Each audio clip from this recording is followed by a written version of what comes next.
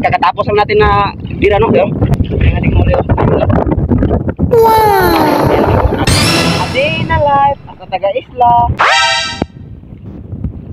Naabot sa dagat. So for this video guys, kay nakakuha kita, no? Nakatsampa ta. Ang ating mangka-mangka na mali ito doon sa unahan. Yan yung ating subid, no? Naka-area pa. Yan. Lakas kasi yung amihan guys. Ano? Grabe yung paros ng hangin, pero sa awa ng Diyos, no, nakahuli pa rin tayo. Ayan, no? 3 pirasong tuna. Hindi natin dinala yung ating box. Yan ating huli guys. Ayan mga kaisla, maliit ng tuna.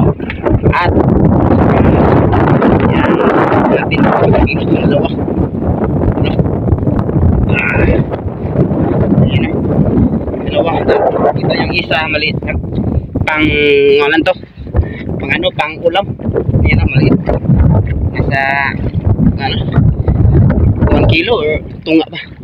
Medya. Daming dugo. Ayan na, huli na. Kahit malaki yung ano, nakadali pa rin tayo. Uy, sugid ha. Grabe ang paros ng hangin. Akas ng amihan, no? Yan ang aming islaw. Yo mga kaisa, nakapira na naman tayo. Nakadali naman tayo ng isa. So 4 na lahat, no? Sabi, oh, may dugo pa yung ating kamay sa isda. Kakatapos lang natin na dira, no? Yung ating muli.